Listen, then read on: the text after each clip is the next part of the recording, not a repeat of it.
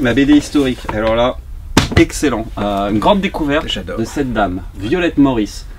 Et là, bah moi, ça m'a fait un peu penser à Darnan pour le coup, parce que ça m'a appris des choses. Vrai, Darnan. Ça m'a appris des choses sur un personnage, enfin sur une personnage plutôt qui était, bah voilà, moi pour moi que je ne connaissais pas.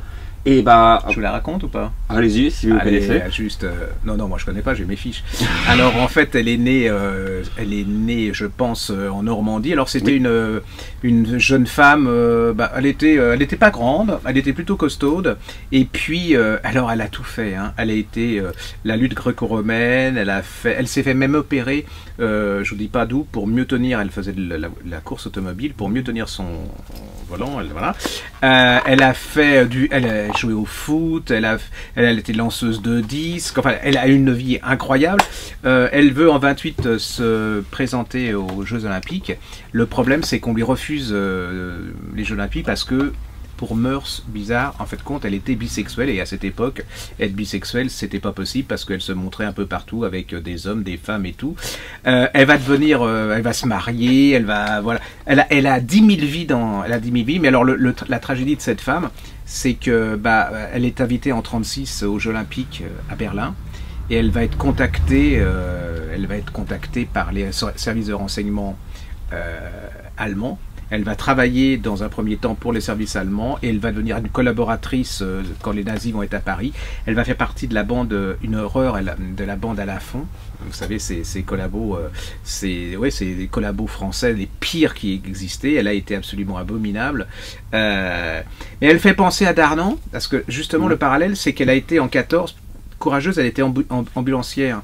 Donc c'est comment ces personnages qui sont ambulancières, qui sont plutôt sympathiques au début, hein, parce que c'est une femme qui veut, qui veut briser les codes. Voilà. Et c'est impressionnant. Et elle est un peu victime, elle se rebelle contre ça, mais au lieu de se rebeller du bon côté, elle va prendre le mauvais chemin, et puis elle va avoir une fin tragique, c'est-à-dire qu'elle va être mitraillée sur une route de Normandie. Exactement, ouais. Elle va être tuée dans sa voiture, dans sa traction, avec 2 enfants. D'ailleurs, il y avait 2 enfants. Elle était condamnée à mort parce qu'en plus, elle servait elle recrutait les espions pour les nazis pour lutter contre les Anglais. Donc, vous voyez, elle a été condamnée par la Résistance, donc elle est morte. Il faut dire que c'est pas terrible. Hein. L'image, c'est une image ambiguë. Hein. C'est ça. Mais la série est extrêmement efficace parce que ça commence par justement le fait qu'on retrouve son corps. Oui. Et ça se lit comme une BD historique, mais ça se lit aussi comme un polar. Et c'est ça que j'ai vraiment apprécié, c'est que plus on avance dans l'histoire, plus on a vraiment envie de connaître sa vie. Parce que la première BD, pour l'instant, c'est un tome 1, on n'a pas encore raconté toute sa vie. Ouais. Et on a vraiment envie de savoir ce qui va se passer après. Et comment c'est arrivé surtout. Elle avait une phrase qui aurait pu faire plaire aux féministes s'il n'avait pas fini comme elle avait fini, c'est-à-dire une horreur au niveau idéologique et politique. Et elle disait, tout ce qu'un homme est capable de faire, Violette est capable de le faire. Je trouve que c'est assez résumé sa première période de vie. Bon alors après, c'est une horreur. Hein, donc c'est ça. Mais sportivement, c'est impressionnant. Incroyable. Elle était en concurrence avec les hommes.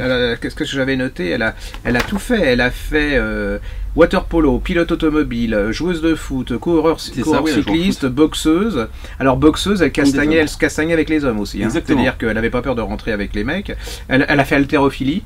Et moi, alors, j'adore, elle a fait lutte gréco-romaine.